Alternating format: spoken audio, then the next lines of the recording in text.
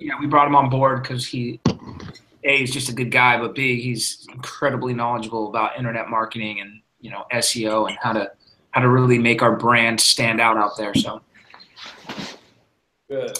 How was your trip? Oh my God, yeah, Jeff, it was amazing. It truly was in every way. Wow. Yeah, and it was we kind of combined a 5th anniversary.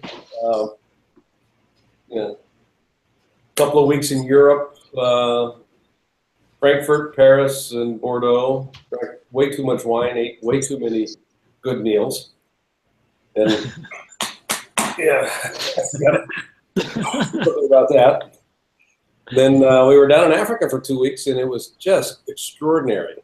The college is launched. We spent some time with the girls that are populating the first cohort, and had an opportunity to do some development work with them. And I mean, it was just over the moon. It really was. It was really good. Oh, that's wow. Fantastic to hear. So the college is already launched. So it's been built. It's yep. Like up and functioning. It's up and functioning. The first of 4, soon to be 6, eventually to be 6. But we've got 4 tracks that are online or coming online. Between now and the end of next year. The first one was tourism, which is the largest industry in Kenya, obviously. So we've launched that.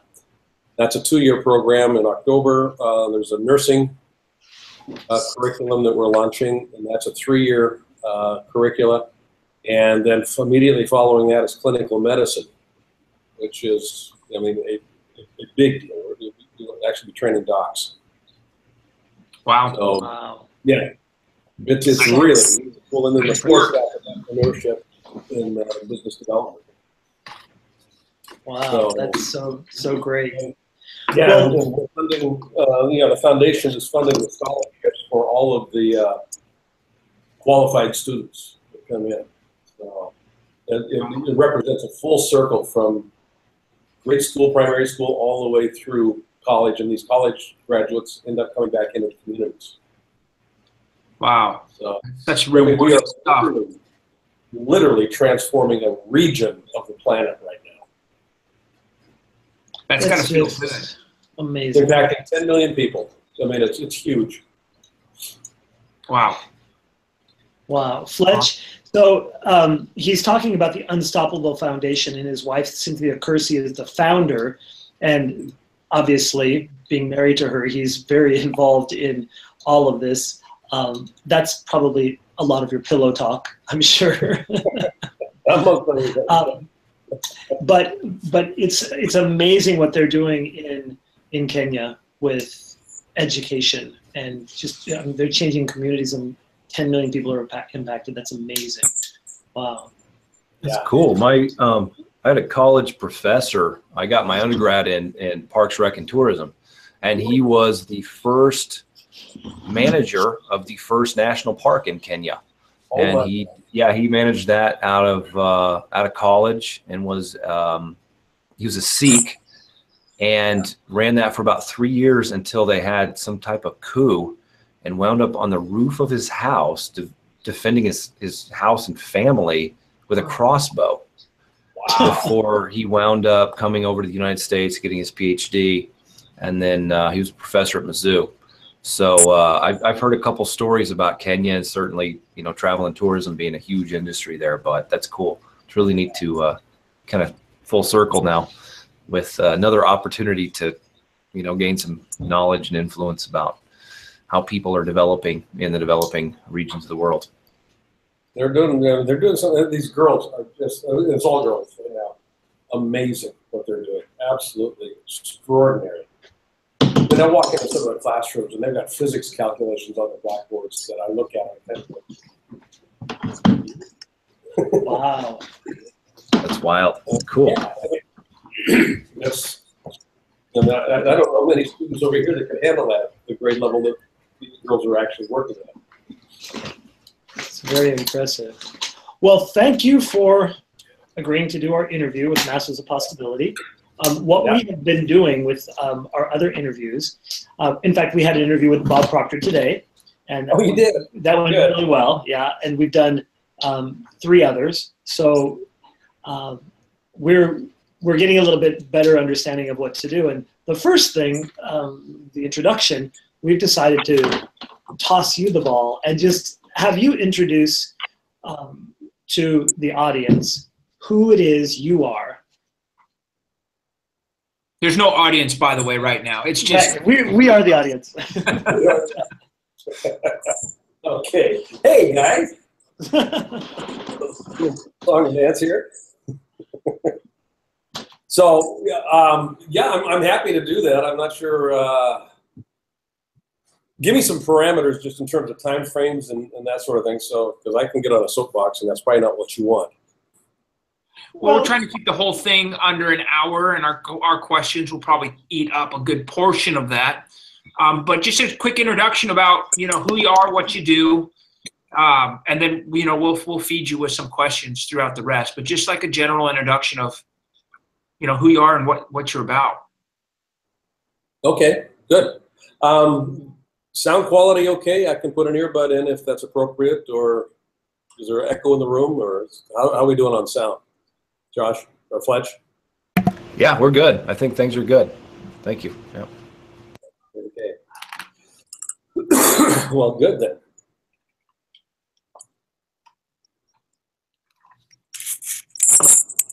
Well, let me know when you want me to begin. Anytime.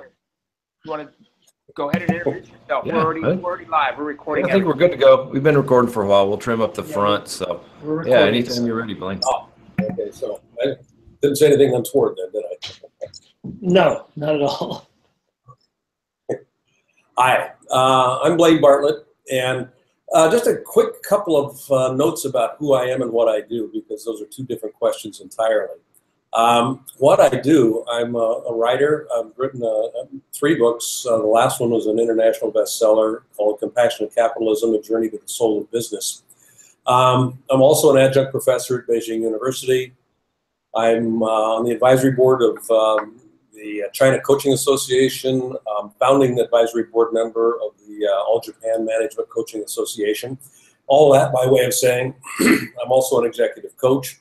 I've been coaching since the mid-'70s, executives from all over the world.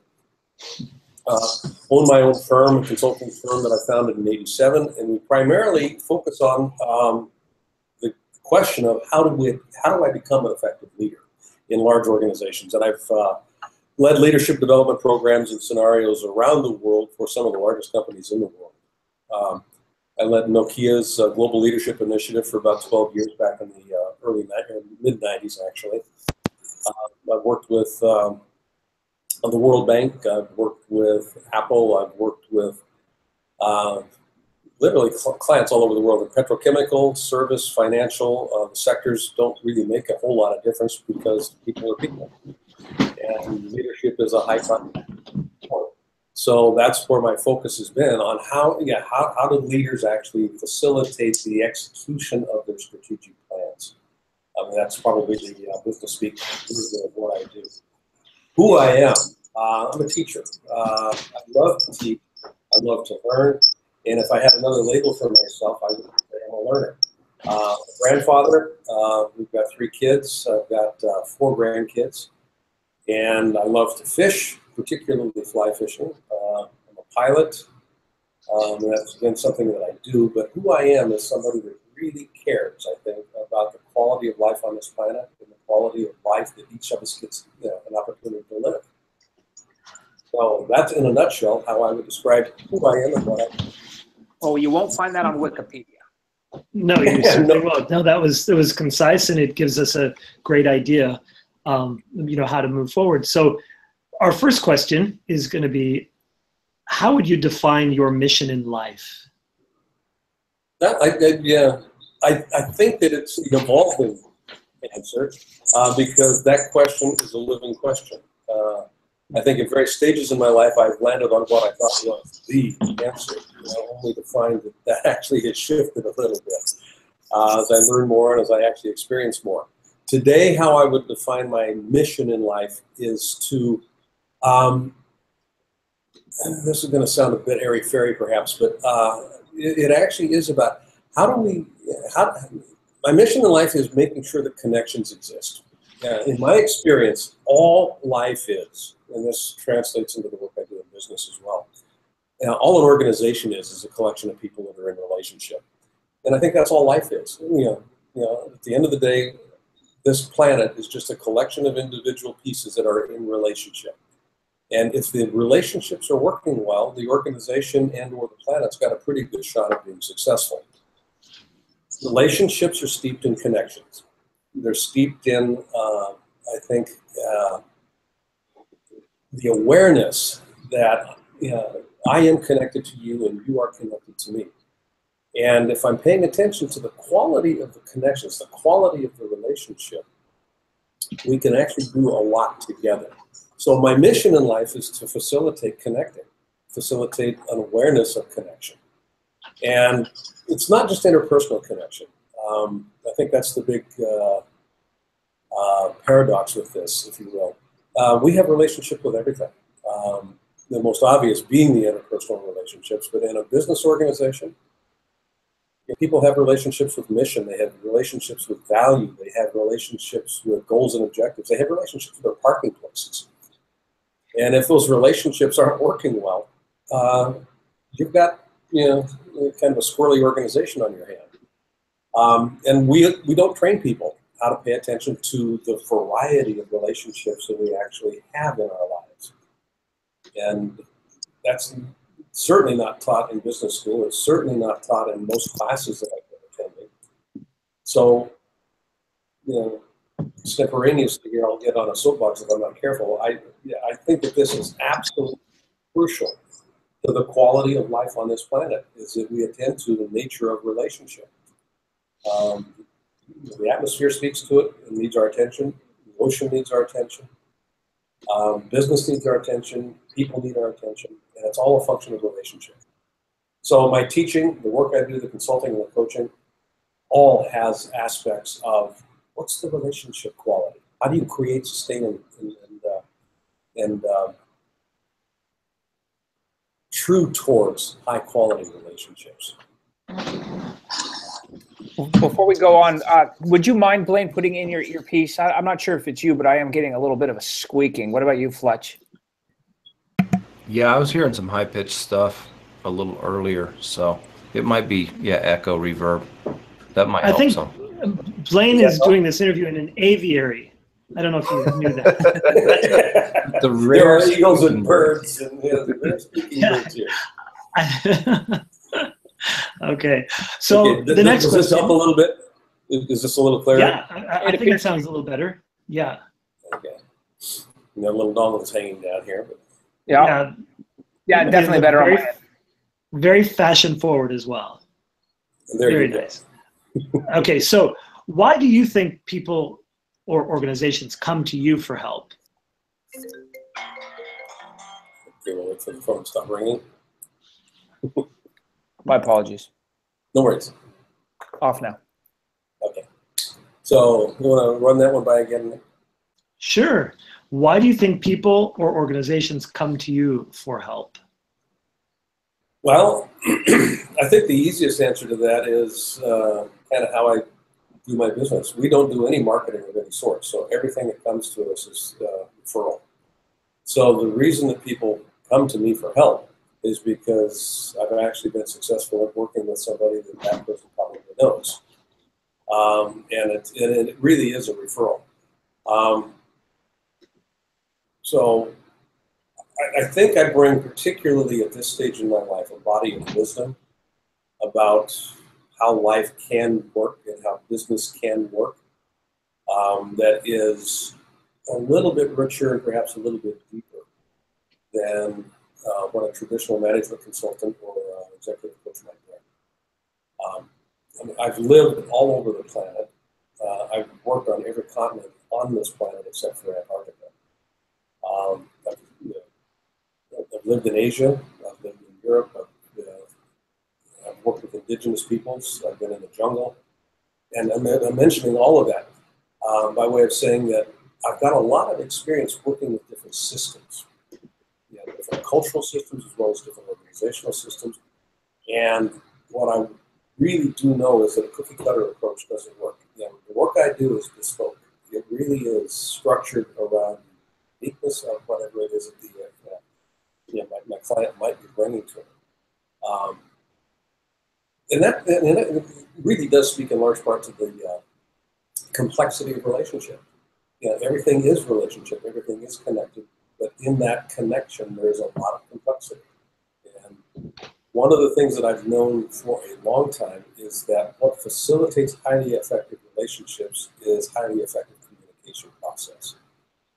And communication is something that I actually do, I think, humbly speaking here, quite well. And it's not a process of check the box and talk about this or talk about that and present it in this structure. What I really pay attention to is the notion that communication is not a logical process, it's a biological process. And that's one of the values I think I bring to our clients is an awareness that what we're really dealing with are biological processes here. People make up meaning and there's a felt structure to everything that goes on. I can make a business case for why something should change or why it should be different, and that will be a logical encapsulation of what needs to happen.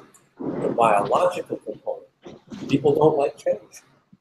I don't care if the cause of change or the case for change is logical. People don't like to change. It's uncomfortable. And that's really the root of the problem there. It's discomfort that we're dealing with, and that discomfort has a biological origin. So I'm pretty schooled in how to work with that. Okay, that's great. As an executive and leadership coach, can you describe what that means and how you can help businesses? I think there's two things to that. One is I'm going to take apart an executive coach and a leadership coach because I really do think that there are two different animals. An executive is a position within an organization, and there's a span of control and there's role responsibilities and a number of things that kind of come with that particular territory. As a coach, I can speak into that and I can work with that particularly well because it's pretty concrete and it's pretty well defined. Leadership is a different animal. It's a different way of thinking in terms of how I actually work with my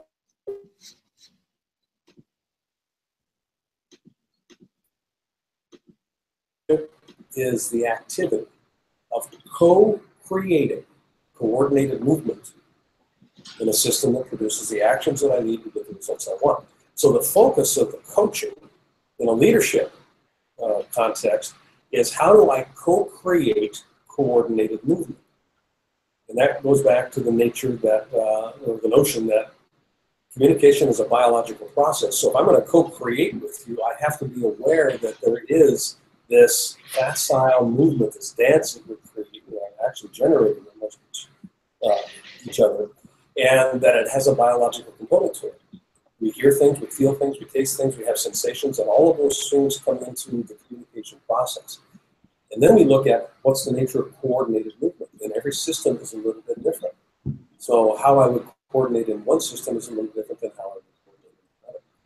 So the notion of leadership becomes really relevant here because when we look at it at the end of the day, what a leader does is they cause movement.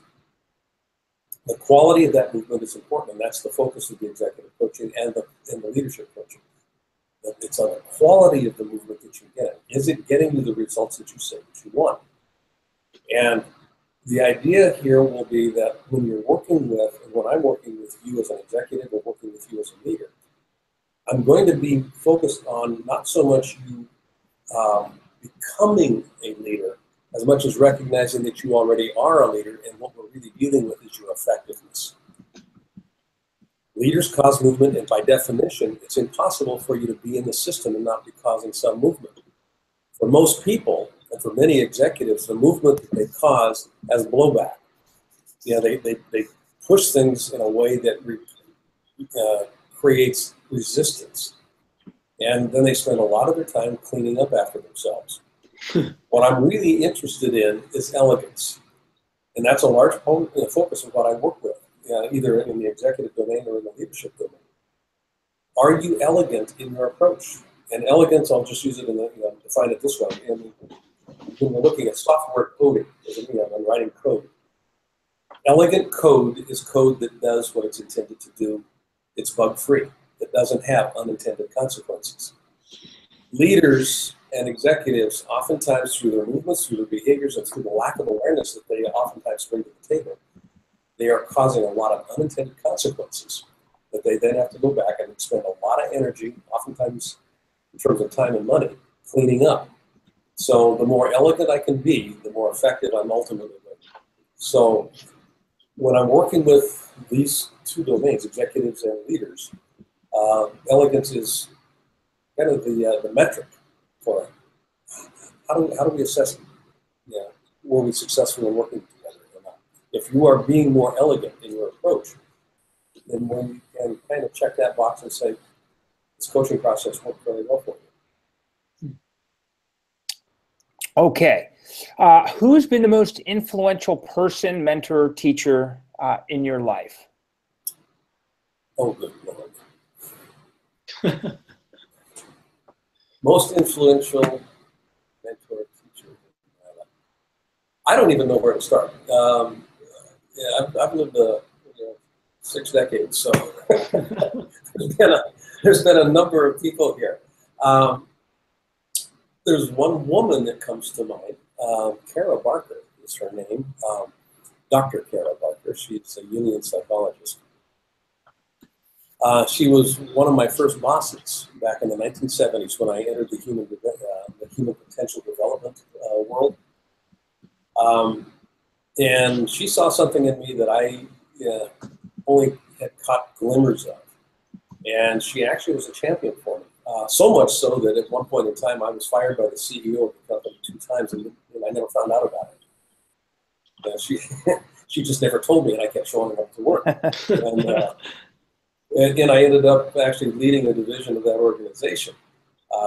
But she was a real mentor in terms of teaching me some things, in terms of teaching me a lot of things, actually, about the nature of systems and systems dynamics. And from a Jungian perspective, she brought just a very rich understanding of the human condition into the conversation. So she was just extraordinary and remains extraordinary. She's still a very close friend of mine. I actually think 2 other people that come to mind are people that your audience will probably be familiar with, and I'll name them both and kind of bring them together here. One is Bob Proctor, and the other is Mary Morrissey. And both Bob and Mary, when I think about what a mentor does, a mentor is somebody that has walked the path that I find myself to be walking, and they can kind of highlight for me some of the things that I may want to pay attention to as I walk that path. Both Bob and Mary do that extraordinarily well. They, I think, are exemplars of the work that I do. They live it on a day-to-day basis. They don't take a time out. Who they are is what you see, and what you see is who they are. And it's seamless. It is coherent. There's not an exception to how they show up, and how they show up is consistent with the lessons and the message that they teach. So when I look at mentors, both of them have been exemplars for how I imagine myself to be when I'm working in my life and when I'm living in my life. I don't see a big schism between my personal life and my professional life. It actually is a whole cloth structure. I live this body of information. I live this work in the way that I approach life. And Bob and Mary both have been really instrumental in a significant way of helping me kind of keep true to that path. Well, so those would be 3 that come to mind. We're big fans of them as well. Yeah. Okay, next question. What does the word success mean to you? Yeah, in my first book, Discover Your Inner Strength, I actually addressed that question. And the way that I've defined success is the continual. Okay, let me cut this and we'll splice it back in. Okay. God, my brain just went dead. Oh, got it. Okay, sure. Okay, ask the question again. Okay. Or I can just pick it up. I will. Hey. What does the word success mean to you? I'll pick that up in this way. In my first book, Discover Your Inner Strength, I addressed that question very, very specifically. Success is developing the capacity to continuously start over. That's what I think success is. If I approach success from the notion of it's a process of acquisition, of achieving a certain symbol that represents something of a milestone, I'm actually always, I'm kind of like a squirrel in a cage. They're in a circle thing, just kind of chasing it all the time. There's no respite here. If I'm looking at success from the notion of fulfillment and satisfaction, internal fulfillment and satisfaction, what I do is I start looking at how do I grow? How do I become more effective in my life, more effective as a human being? The purpose of any goal isn't to achieve something. The purpose of any goal actually is to grow. And if I'm not growing, I'm not actually going to be living. So for me, success is about learning how to continuously start over, because as I grow, there are things that I need to let go of. There are things that I need to actually hold on to because they have utility still. And there are things that I need to learn new that I actually have never even thought of learning, but I now recognize as being important for me to begin to actually develop some expertise in. And the challenge there is that puts me in a position of being a learner again, a beginner again. And so when I'm talking about developing the capacity to continuously start over, part of what I'm talking about is developing the capacity to be vulnerable enough to be a beginner over and over and over. And adults, in my experience, do not like that process. And highly successful people are people that are willing to be that vulnerable, to say, I'm going to be a beginner here. And hopefully, in the trajectory of my life, I've developed enough wisdom and enough competence over my lifetime that experience and that time period of being a beginner actually shrinks pretty quickly. I can actually bring a lot of stuff to bear. But I still need to be able to put myself in that position deliberately. And that's what success is. It's developing the capacity to continuously start over again. I think that's fantastic. That's a really good way to look at it. What is the meat and potatoes? What's your favorite part of your job, if you even call it a job? Well, yeah, I love that. I don't call it a job. I mean, one of my grandkids asked me the other day, Grandpa, when are you going to retire? And I get that question every now and then. As my career started to turn, people started to wonder. I don't see myself ever retiring. So the notion of job to me is antithetical to what it means to be alive in life. I mean, there is work that I do. But as a job, I don't think I have a job. So the favorite part of what I do is the learning that I get to do as I'm doing it.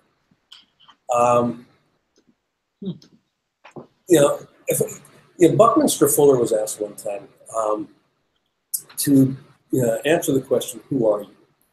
And he said, that's the wrong question, because what you're after is you're asking me to define myself as a noun. And I'm not a noun, I'm a verb. I'm a verb. And I've played with that notion. Instead of being, I am a businessman, I am a consultant, I am a coach, I am a writer.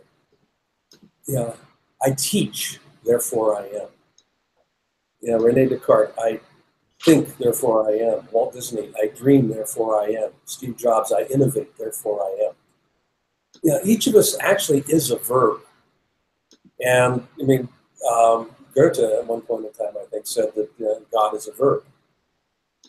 And I think that that's true. I mean, God, however you define that word, is about motion. It's about life expressing itself. And life expresses itself through motion. So this is a kind of a down the rabbit hole answer to your question, Jeff, but I think the most fulfilling part of what I do is that I get to teach and learn. Yeah, I get to live my verb, on a daily basis. And I get to do it, not just in a business arena. I get to do it with my kids. I get to do it with my wife. I get to do it with my grandkids. When I work from the perspective of I am a verb, I keep myself in motion. And as a consequence, I keep myself young. I keep myself moving. I keep myself alive. And I think that's an absolutely radical thing to have happen in life, is not to get stultified, not to get captured by a noun that doesn't move. The noun will outlive its usefulness. I am a businessman. All of a sudden I retire. Now what am I? Yeah. I'm a president, or I'm not a noun, I'm a verb. I've never thought of it that way. It's a fascinating way of thinking about it. There's a lot to absorb there and reflect on, for sure. You've done a lot of work internationally. Can you speak to that experience? Yeah.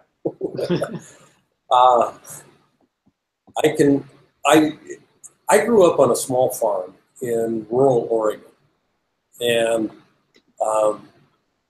if you had asked me back then what it would be to live the life that I've lived today, and what I think it would be possible, I would say absolutely, you're out of your mind. My world was so small at that point in time. It literally did not extend much beyond the fields that I changed irrigation in, and I would do reading. I could read when I was about 40 years old. My mom was really adamant about all these kids learning to read. So my exposure to an intellectual world was large, but my exposure to an experiential world was pretty limited at that point in time. And at university, I was invited to attend or to apply for a junior year abroad program. And I was at the University of Oregon at the time. And I wrote a $25 check, sent the application in, and forgot about it. And that was in the fall. And in the spring, I got an acceptance letter, and I'm going, what's this for? I'd forgotten completely about it, literally. And all of a sudden, I'm now accepted to this program, and it's going to be held in the Netherlands at a business school that is now one of the premier business schools in the world. It wasn't at that point in time. But that all of a sudden opened up a world. This was back in the 60s, mid-60s. And the Vietnam War was going on. And I was a hippie. I was going to college, had hair down to my shoulders and all that kind of stuff. Had a beard. And I went over to the Netherlands, just outside of Amsterdam. And I was, the British have got this wonderful word, gobsmacked. I was gobsmacked. I was just, my eyes opened up. It was kind of like there was a castle. And it was like, I saw a picture of this once in the encyclopedia that I read at the foot of my stairs on the farmhouse. And there it was. There was this castle. And there was just this epiphany. When I talk about communication being a biological process, that experience was part of what I was talking about. The world communicated to me at a visceral level. And that's what working internationally has provided, is a way to biologically experience the fact that even though we live in different cultures, we look different, we speak different languages, we are all fundamentally connected at a very basic level, and that we are basically the same in all circumstances. And I literally mean in all circumstances.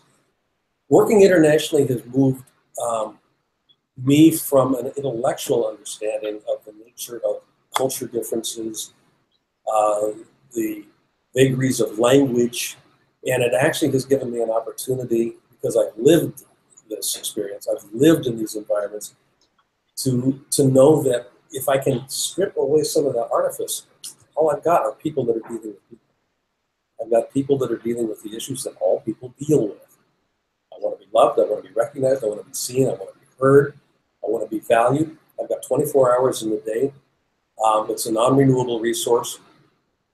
is the way I'm spending that time being appreciated, both by myself, but also by the folks that I happen to be working with. So working internationally has been kind of a great leveler for me in one sense. It's leveled the playing field in the work that I do with clients. Yeah, it's given me an opportunity to really see that we are connected in more ways than we can identify. I used to do an exercise on some of the training programs that I did, where I would bring two people just randomly to the front of the room and sit them down and just facing each other in the front of the room. Then I'd have the audience, just kind of real quickly, randomly, what do you notice about these two people? What do you notice about these two people? Invariably, what they were noticing were the differences. Well, that's a man, that's a woman. Got dark hair, got light hair, got short hair. They didn't notice the similarities. We are far more predisposed to paying attention to differences than we are to paying attention to similarities. And because we pay attention to differences, we start becoming contractive, because people, you're different than I am. And if you're different, you're foreign. And if you're foreign, there's almost always a threat, because I'm not familiar with what's foreign, and because I'm not familiar. And all of that stuff begins to kind of roll itself up real quickly. Working internationally has given me a visceral, intellectual, spiritual experience that everything is connected, that there are similarities, and they are fundamental in the way that we actually work and live on this planet. Why do you think people automatically go to that difference versus the alike? Is that just inherent nature of human beings, or you think we're taught that? Yeah, I think it is both taught. We're parochially, educationally, socially wired to belong to tribes, and so there's an ethos that kind of carries itself forward. And part of it is steeped out of the organism's need for survival. I mean, we organized ourselves in family groups, to keep our family group safe. Part of it also, Jeff, is a function of language, and this is something that people don't pay a lot of attention to. When we're using different linguistic descriptions, what we end up doing is creating very specific realities that we now have to navigate. Language is both a creator of reality as well as a descriptor of reality. So an example of this, if you take an intact work team as an example, and you listen to how people refer to each other in this intact work team, you'll hear them talking about us and we. We're doing this. This is our. This is our objective. So it's that pronoun, the second person pronoun, but it's it's about us being connected, and there's by definition me included in that. When I'm using the word us or we, I am a part of us and we. When you move an intact group and actually separate them by physical space, no more than about 2 meters, and there's a lot of studies that corroborated this. You separate an intact work team by no more than about 6 meters. 6 meters, not 3 meters, 6 meters. And you don't even need to put a physical partition in place here. You separate them, and the linguistic structure of conversation changes. It moves from I, me, mine, we, our, us, to they and them, when they're talking about that other pod that's now 6 meters away, 18 feet away. And you'll listen to it, and you'll say, okay, what are they thinking? What are they going to do? Now, here's what happens with that.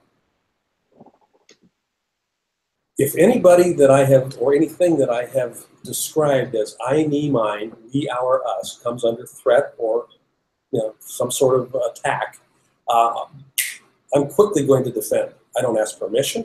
I feel personally at risk, so I will come to the rescue.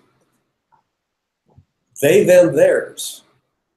That same emotional experience doesn't come into play. They are under attack.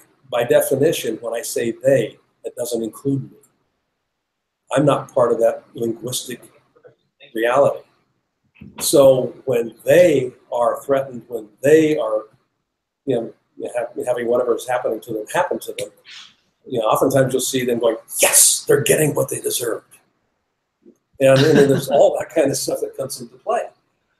It's a function of language. It's a function of how we think. It's a function of how we think. I was talking with somebody the other day at the Neural Collective Hacker, or the Neural Hacker Collective down in San Diego area. And we were talking about just the state of the planet. And there's a very specific realization that we have the technological, economic, fiscal resources to handle just about any problem that this planet is facing right now. And we are facing some existential problems, some existential challenges here. What we are missing is a consciousness that enables us to address these issues.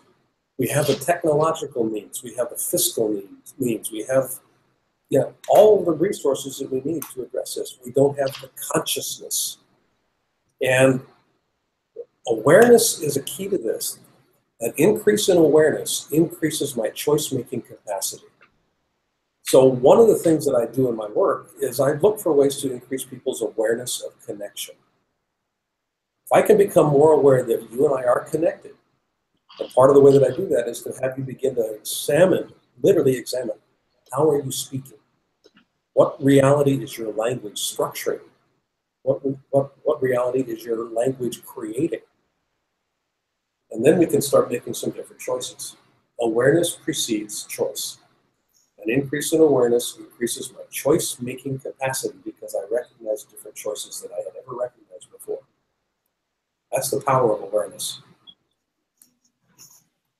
Wow. A lot to digest. I like that. That was great. Okay, so right now, from what I can gather, the primary focus of your work is compassionate capitalism.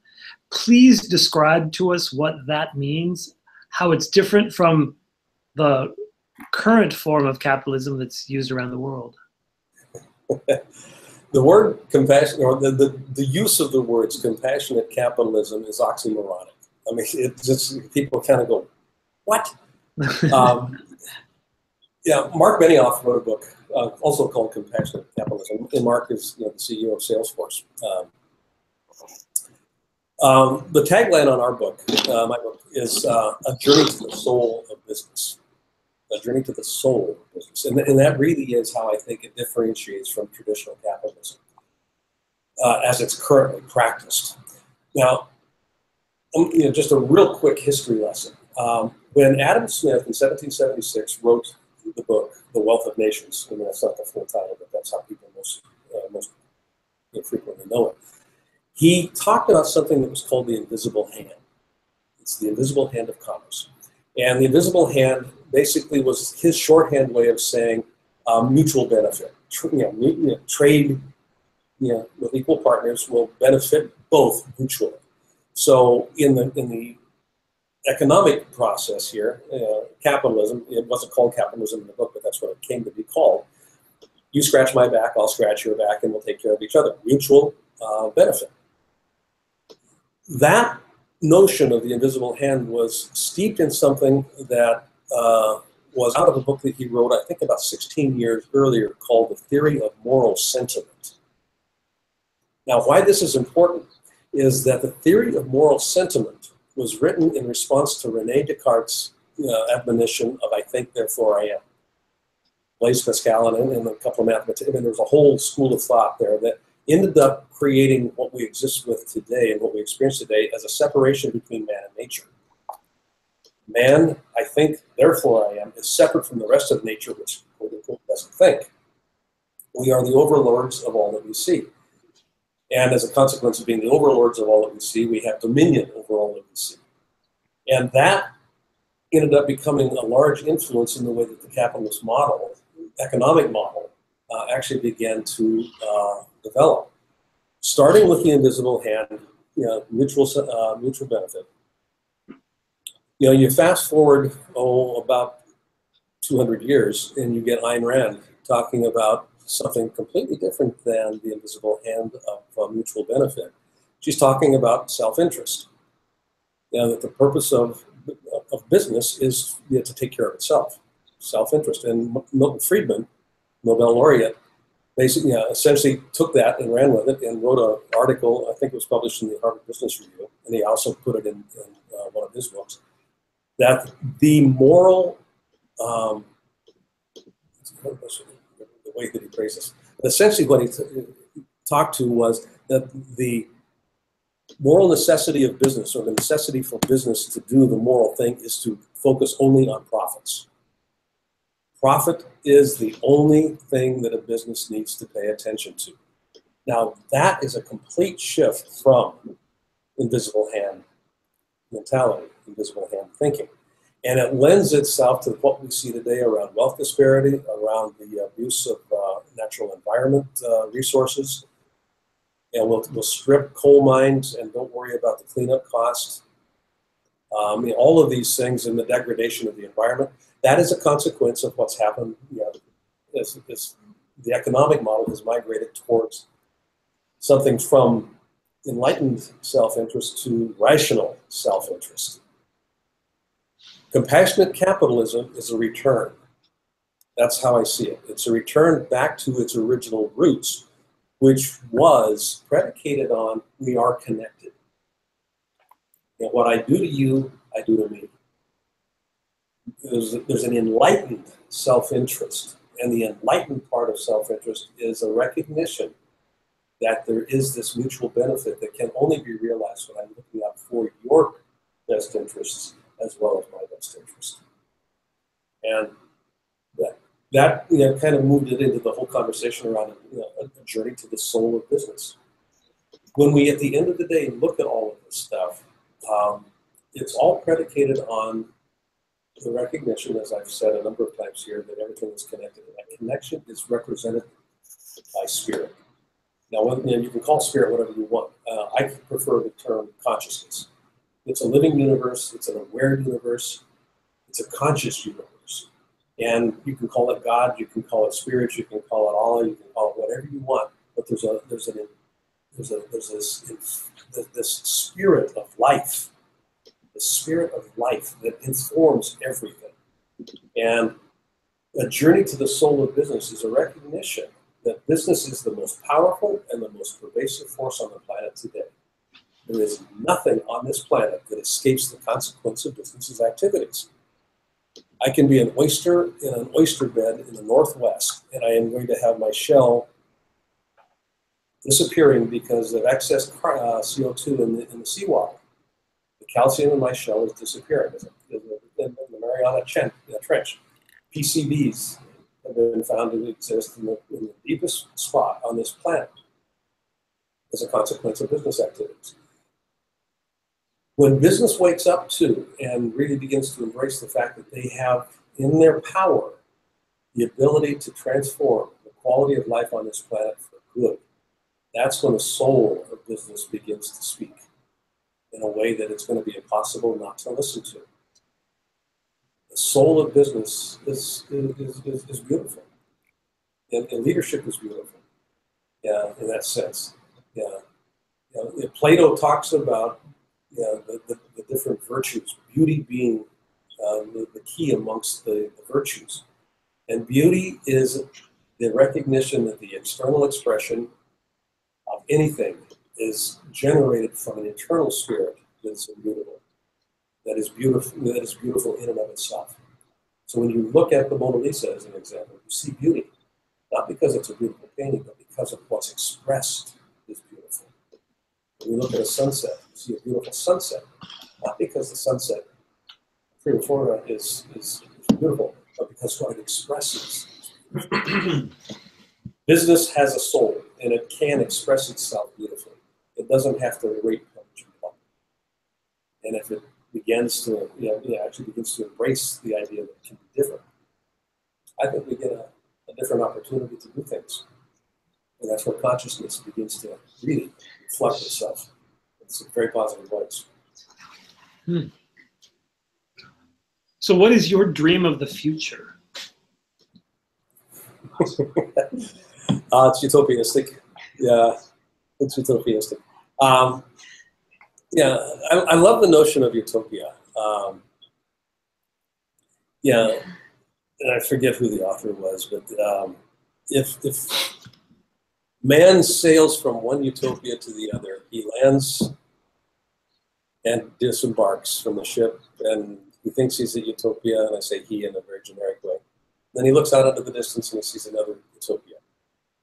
My dream for the future is that we continue to look for utopias, that we don't get deterred from utopiistic thinking. Yeah, we can have the kind of life that we all aspire to. I don't think there's any question of that. When I work with my clients, all of them, without exception, are used to thinking in terms of a vision. What's your vision for the future? What they're not used to thinking of is what's your 1,000-year vision for the future? And I will work with clients, work with myself. My 1,000-year vision is something that I know I'm not going to live to see, obviously. But if I can articulate what that 1,000-year vision is, it will be utopia. Then what I can begin doing is behaving today and living today in a manner that will begin to move me, my family, my society, one step closer to that 1,000-year utopiastic vision. And I use a 1,000-year time frame because people can organize around time. 3-year visions, then they run the risk of becoming goals. I want something that is a stretch. I want something that I kind of look out there, it's audacious. And it has to be utopia. If I define success as the continual process of starting over, that's what utopiastic thinking is. One utopia to the next. I keep moving in that direction. All right. What is your favorite product, program, or book that you've created and why? We know that's a tough question, but we ask it anyway. Ask it anyway. Well, my favorite book is my last one. I had a ball writing this book. Compassionate Capitalism: A Journey to the Soul of Business. It was fun to write. I think the message has landed really well. It has become an international bestseller. It hit #1 in 5 international markets. So I'm really thrilled about that. And in terms of a product, Bob Proctor and I developed a program that we called Fourth Dimensional Leadership, which was a different take on the traditional ways of working with leadership, with individuals. And Fourth Dimensional Leadership is steeped in the notion that leadership has a spirit to it. And how do I access that spirit in an organization? I loved the project. We've done one program, and right now I'm in the process of developing a whole package around it so that we can take it into the business environment and also make it accessible folks other than business. So that people, each of us is a leader in our own lives. I don't have to be running a business to be an effective leader or to want to take an effective business leadership course. So I want to be able to package this program in a way that allows for people to have access to it. Fourth Dimensional Leadership. Do you do a lot of work individually? Do you work one-on-one with individuals, or do you, for the most part, work with companies as a whole, or both? It's a mix of about 50-50. Yeah. Go ahead. So from all the people that you've helped, whose story, and it can be corporate or individual, whose stories touched you the most and why? As an individual, or it can be individual or as a company? Either or both. Either or. There's one fella, I'm going to purposely not mention companies like that here, but he was in a financial services industry organization. He was close to being fired. Oops. Do something? Do you think? You have your mute button, buddy. You can mute us, Mick.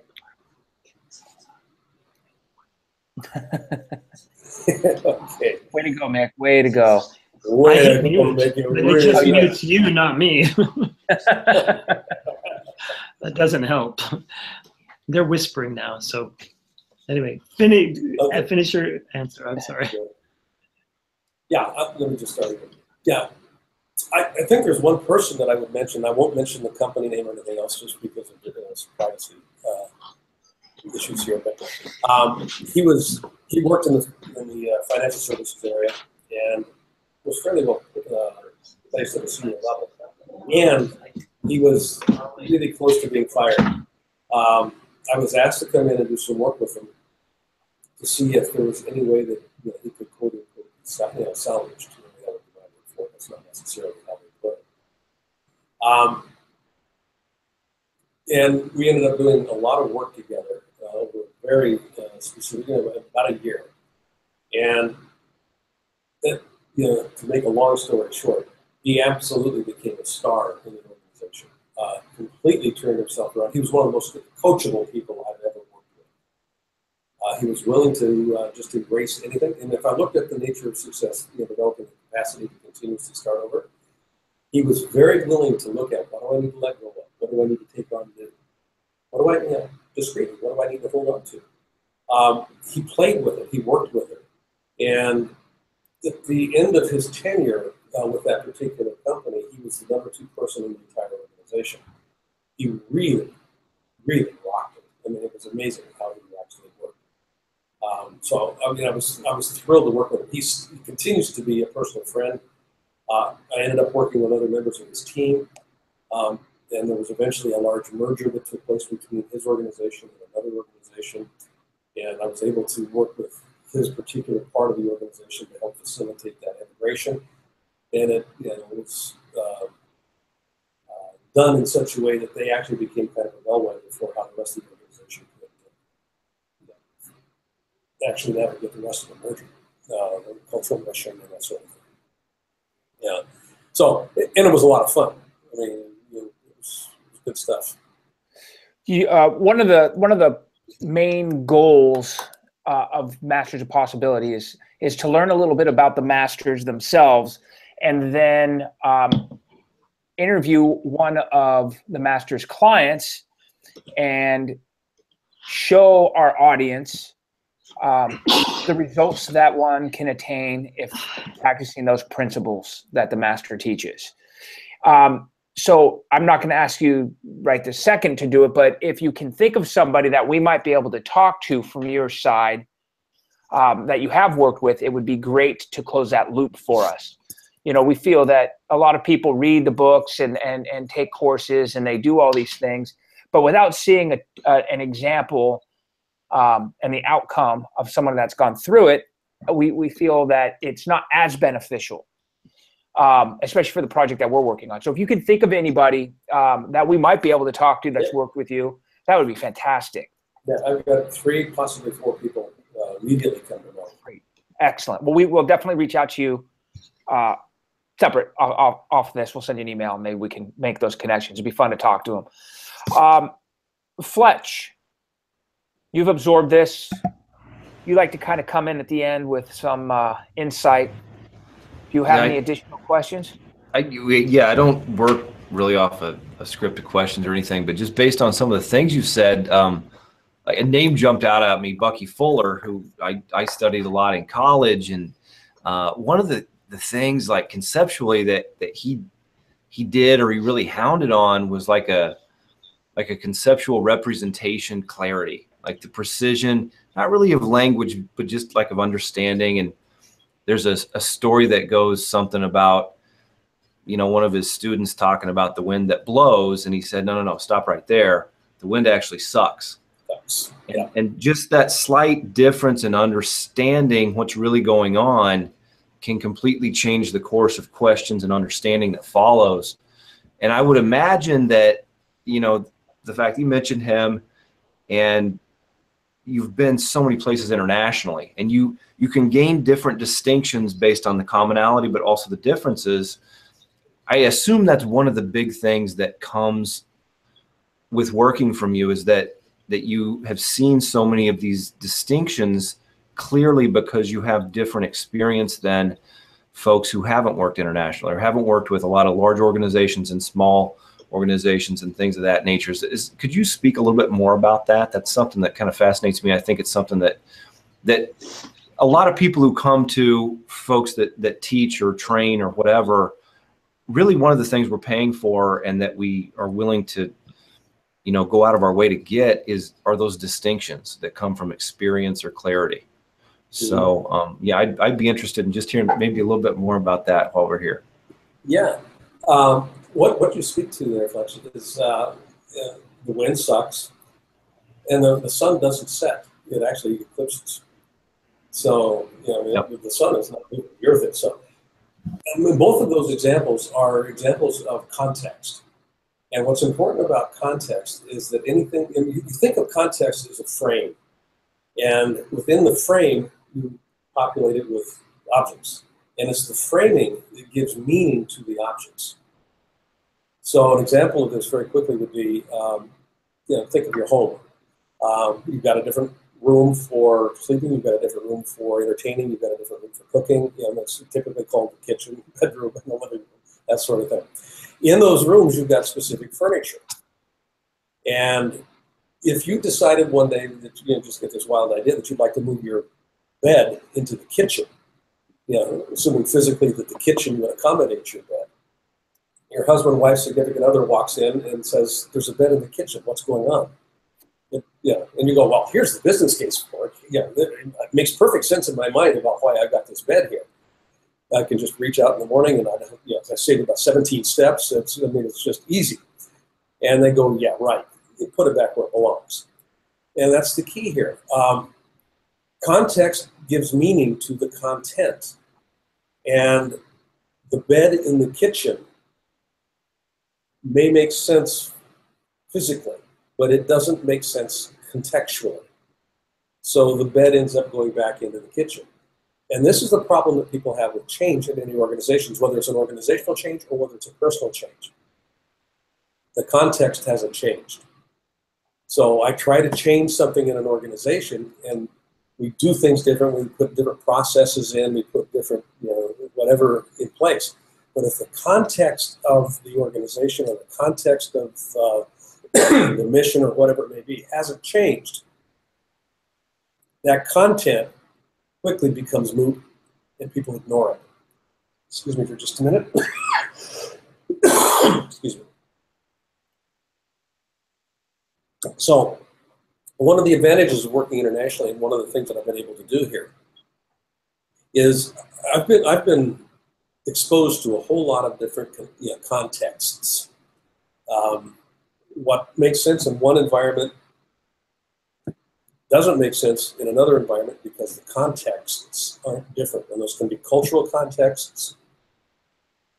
They can be gender contexts. There's different things that kind of come into play here. But being able to work with my clients to highlight those distinctions. Energy follows attention. It doesn't follow intention. And there's always, when change is underfoot, people have an intention to change. But their attention is drawn to the existing context. Their attention is drawn to the existing way that things have been done or the existing framing of work process or living or whatever it may be. I want to be able to shift the attention to something else. And it starts by, first of all, noticing what you're noticing. What is it that you're paying attention to? What are you attracted to that gives you the sense that that is supposed to be that way? Then, using Bucky's example of the wind, it's pressing against my face. My experience is it's blowing on. So the context is a personal context of sensation. When we start moving away from that personal experience of sensation, it's blowing on me. Then I can actually make room for a different exploration about what's actually in play here. Where is the motion coming from? The context of personal identity doesn't really serve me in answering the question, is the wind sucking or blowing? And when I back away from that context, take a larger view of atmospheric pressures and that sort of thing, I begin to get a different awareness. So I mean, that's kind of what comes into play here. So the way that shifts is, you can either expand out or you can get granular and go in. And either one of those will shift context. They will shift perception. And it's that shifting of perception that actually is more important than the actual content or the actual conversation itself. The ability to shift perception is more important than intellectual knowledge. The ability to shift perception. Thank you for that. That was great. Yeah, I was hoping kind of it was going to go there, and a lot of those distinctions I think will help people understand kind of your take on things as well as where they are, and that's one of the hard things that I think a lot of people experience is that one thing works for one person and they try it and it doesn't quite work the same way for them, even though they think they're doing the same thing. And there's a lot of contextual importance that gets lost when you focus too much on the details. That's why I think formulaic approaches seldom will produce the results that people are looking for, because it doesn't address the context of the individual. Yeah. And I am a context. I walk around as a context, a living, breathing context. And all of the content that I experience gets filtered through my perceptive context. So you can tell me to do X, and it worked for you, but when I do it, it doesn't work for me. That's because my context is different. The many layers of an onion, so to speak. It's all context. So to speak, yes. Yeah. Yeah. Great, Jeff. Are you muted or? I see your mouth, but I don't hear. I think both of us are There muted. you go. Boy, my wife would love that. One of the highlights of this is the connection that you made indirectly. Well, not you nailed it pretty directly. And it's a common thing with many of you masters is that we're all cut from the same cloth. We're all connected. And it just resonates real well with me. And what we're trying to do is once everybody understands that, there's your utopia, right? When everyone realizes that, oh my God, I'm the same as this guy over here, and it doesn't matter if I travel here or there, we're all the same, from the same exact thing, the same oak tree, so to speak, right? Just different leaves on the oak tree. So anyway, I just wanted to bring that up, that common thing is something that theme is something that really kind of touched upon me, and I'm glad that Fletch picked up on that too, and pretty impressive stuff right there. Honestly, I mean, if I can live as if that's true, I don't have to believe that it's true. But if I can live as if it's true, magical things begin to happen. They really do. Well, it wasn't until I started studying all you guys that it dawned on me. And I mean, this is a little later in my life. I mean, I'm embarrassed that I didn't learn it earlier.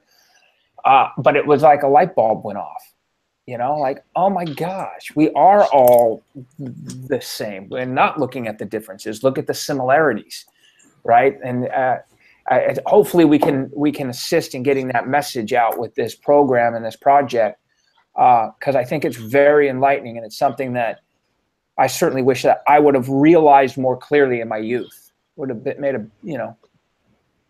a difference for me. Yeah. We don't educate kids. We train cogs in an industrial wheel, but we don't educate kids. We don't educate people how to think.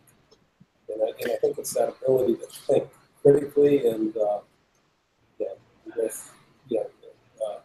with an open mind. It's really important. Yeah, you can't look at the news channel. I don't care what side of the fence or what station it is. They're always pitting them against us, or the race issues. That they're always creating this tension, and it's like it's the wrong angle. It's the wrong message. But and I don't even think it needs to be that way. And I often wonder why it's that way. Like it sells. I know, but so does this. So does this message. So does this. It does. Yeah, it really does. But they choose. It's like the thief. You can either choose to steal it or not. And it's like the media just chooses to steal it. They always go to that side of things instead of hey, wait, let's look at the common good of people. Let's highlight some of the things that are working, or at least have the if there is an issue, you know, whether it's in the world or race or whatever it is, at least educate the people that we are all still the same, guys. We may have these differences over here, but we're still all cut from the same cloth. They could have some of that messaging in there. And I say the media, and I just mean in general, you know, I'm not pointing out like our news media outlets by any stretch of the imagination, but it just seems it's a common thread no matter what you watch on television. So, I agree. anyway. Okay, well, I think we're done with all of our questions, and we certainly appreciate all your time. I think we actually went a little bit over, so we appreciate that. Do you guys have anything else? No, I'm good, Blaine. Thank you so much. Yeah. Thanks a lot. It was really great. My favorite thing that you talked about was having long-term thinking. Have you ever heard of the Long Now Foundation? The Long Now? No, I haven't. You should Google them. It's amazing. They are building, I don't know how many, maybe 10,000-year clocks that run by the environment. The first one is in West Texas. There's a video, I think it's on their Long Now Foundation website. They've drilled into this giant rock, it's like a mountain of stone, a 500-foot hole. And the idea is it's so remote that it's a long walk to get there. And then there's stairs that go up. And there's a chime that there's 10,000, no, there's more than that, 100 million sounds. So every person that goes into this chamber experiences a completely different sound or environment. But anyway, look at it. It's pretty interesting because that then multiplies the 1,000 years you're talking about by 10. And I love the idea of long-term thinking. I think it's great. So thank you for your time and for everything that you've done today. We just appreciate it so much. It's my pleasure. Thanks for the invitation. All right. See ya. Jeff, okay. Good to see you again. Hope to see you soon. Take care. Okay. Okay. Okay. Bye, Blaine. Bye.